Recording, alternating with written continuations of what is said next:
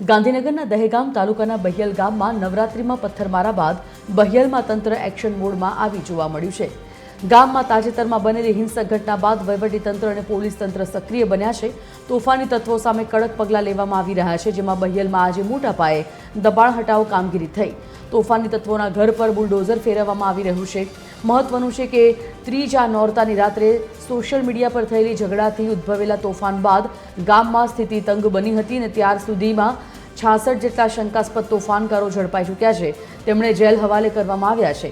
રાજ્ય સરકારના નિર્દેશ પર કાયદાનો ડર કડક અમલ કરવામાં આવે તે દિશામાં હાલ તો તંત્ર પગલાં ભરી રહ્યું છે।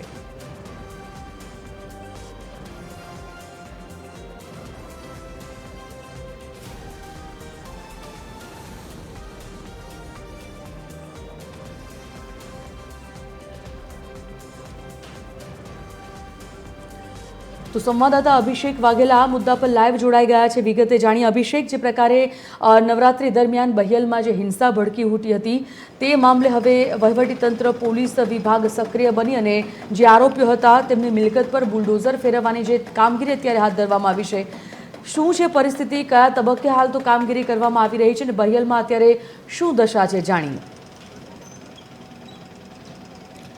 बिल्कुल संजीवनी बात करें तो दहेगाम तालुकाना बहियल गाम में जे प्रकारे नवरात्रिनो समय हतो, नवरात्रिना तहेवार हतो ने त्यारे केटलाक समुदायना लोको द्वारा आखा गामने बांधमां लईने अलग अलग तोड़फोड़ करवामां आवी हती। आगचंपीना बनावो बन्या हता अने त्यारबाद नवरात्रि दरमियान जे गरबा रमवाना जे स्थळ उपर जे छे त्यां पण क्यांक पत्थरमारो कर्यो हतो अने तेमां 60 जेटला लोकोनी जे छे ते अटकायत करवामां आवी हती। ते लोको विरुद्ध फरियाद दाखल करवामां आवी हती। तेमांथी 50 જેટલા જે આરોપીઓ જે છે તેમના ઘર ઉપર હાલ જોઈ શકાય છે કે જે પ્રકારે ગેરકાયદેસર રીતે દબાણ કર્યું હતું ને તે દબાણ હવે દૂર કરવાની કામગીરી જે છે તે આજ વહેલી સવારથી જ હાથ ધરવામાં આવી રહી છે। સાથે સાથે મહત્વપૂર્ણ કહી શકાય કે અલગ અલગ વિભાગના ઉચ્ચ અધિકારીઓ, પોલીસના ઉચ્ચ અધિકારીઓ સાથે પોલીસના જવાનો જે છે તે અત્યારે હાલ અહીં જોવા મળી રહ્યા છે અને આ બહિયલ ગામના આપ દ્રશ્ય જોઈ રહ્યા છો કે જ્યાં ગેરકાયદેસર રીતે જે બાંધકામ જે ઊભા કરવામાં આવ્યા હતા તેને દૂર કરવાની કામગીરી જે છે તે કરવામાં આવી રહી છે। સૌથી મહત્વપૂર્ણ કહી શકાય સંજીવની, જે પ્રકારે નવરાત્રિના તહેવારમાં વાતાવરણ દોડાવવાનો જે પ્રયાસ કરવામાં આવ્યો હતો, ત્યારબાદ સરકારે પણ કહ્યું હતું કે કોઈ પણ પ્રકારની હવે જે કહી શકાય કે ગેરકાયદેસર રીતે મિલકત ઊભી કરી છે તે સહેજ પણ ચલાવી લેવામાં નહીં આવે। જેટલા આરોપીઓ પકડાયા હતા તે તમામની અત્યારે હાલ મિલકત જે છે તેના પર બુલડોઝર ફેરવવામાં આવ્યું છે, જેનું મુખ્ય કારણ કે આ ગેરકાયદેસર રીતે તે લોકોએ અહીં બાંધકામ ઊભા કર્યા હતા।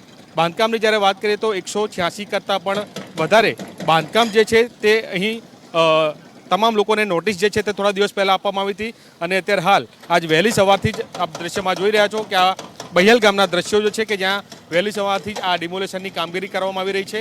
186 જેટલા એકમો કે જ્યાં નોટિસ આપવામાં આવી હતી તેને તોડી પાડવાની કામગીરી કરવામાં આવી રહી છે। અત્યાર સુધીમાં આશરે 30 થી 40 જેટલા એકમો તોડી પાડવામાં આવે છે।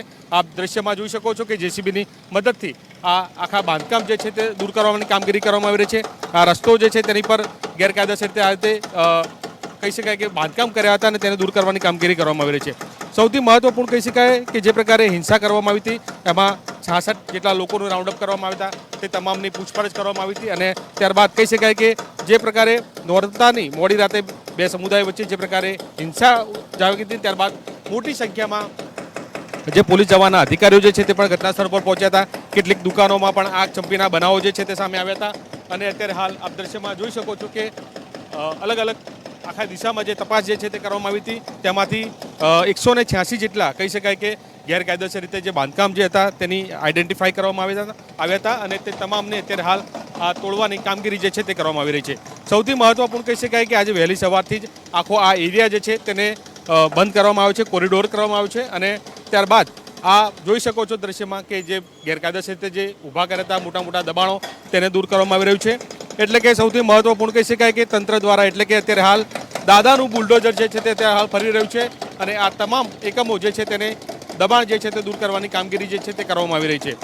સાથે સાથે મહત્વપૂર્ણ કહી શકાય કે પોલીસનો જવાનોનો કાફલો જે છે તે પણ મોટી સંખ્યામાં જોવા મળી રહ્યો છે। કોઈ પણ પ્રકારની અનિચ્છનીય ઘટના ન બને તે પ્રકારની અત્યારે હાલ કામગીરી જે છે તે પણ કરવામાં આવી રહી છે। સાથે સાથે આ એરિયાને ડ્રોન સર્વેલન્સથી પણ ડ્રોનના માધ્યમથી પણ આખું વિસ્તાર જે છે તેની અત્યારે હાલ નજર રાખવામાં આવી રહી છે। કોઈ પણ પ્રકારનું અનિચ્છનીય બનાવ ન બને તે પ્રકારની અત્યારે હાલ આખી આ કામગીરી જે છે તે કરવામાં આવી રહી છે।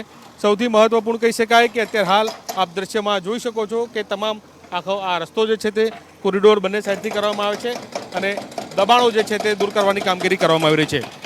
સરકારે જે પ્રકારે કહ્યું છે કે અત્યારે હાલ હવે તોફાની તત્વો જે છે તેનો તોફાન જે છે તે હવે સાંખી લેવામાં નહીં આવે. તોફાની તત્વો જે છે તેના જ્યારે પણ કોઈ પણ વિસ્તારમાં આ પ્રકારની જ્યારે ઘટનાઓ બનતી હશે ત્યારે સરકાર દ્વારા હવે તે તમામ વિસ્તારો જે છે તેની પર લાલ આંખ કરવામાં આવશે અને જે પ્રકારે આ તોફાની તત્વો પકડાશે. અને મહત્વનું છે કે તોફાની તત્વોના ઘરે બધા બુલડોઝર ફરશે, પરંતુ તેના પરિવારજનો હશે તે લોકોએ પણ ક્યાંક ગેરકાયદેસર આ રીતે બાંધકામ જે છે તે ઊભા કર્યા છે, તો તેની ઉપર પણ દાદાનું બુલડોઝર જે ફરશે. અત્યારે હાલની જો વાત કરવામાં આવે તો અત્યારે હાલ પોલીસના જવાનો, ઉચ્ચ અધિકારીઓ, આરએનડીબીના જે અધિકારીઓ જે છે તે સહિતના તમામ લોકો જે છે તે અત્યારે હાલ અહીં આ સ્થળ ઉપર હાજર છે અને આ કામગીરી જે છે તે અત્યારે હાલ તેમના નજર હેઠળ આ કામગીરી જે છે તે હાલ કરવામાં આવી રહી છે. જેસીબીની જો વાત કરીએ તો 10 જેટલા જેસીબી જે છે તે પણ અત્યારે હાલ અલગ અલગ જગ્યા ઉપર ઊભા કરીને આ પ્રકારે દબાણ દૂર કરવાની કામગીરી કરવામાં આવી રહી છે. સાથે સાથે મહત્વપૂર્ણ કહી શકાય કે અત્યારે હાલ આપ દ્રશ્ય જોઈ શકો છો કે જે પ્રકારે તોફાની તત્વોએ આખા ગામને જે બાનમાં લીધું હતું, આગ ચંપીના બનાવો બન્યા હતા, તેમાં મોટી સંખ્યામાં જે બીજા સમુદાયના લોકો છે તે લોકોના ઘર ઉપર પણ પથ્થરમારા કરતા, તે લોકોની મિલકતને નુકસાન પહોંચાડ્યું હતું. 20 જેટલી ગાડીઓ હતી તેની પર તોડફોડ કરી હતી, જેમાં પોલીસની ગાડી હતી, સાથે સાથે ફાયર વિભાગની ગાડી હતી, તેને પણ નુકસાન પહોંચાડ્યું હતું.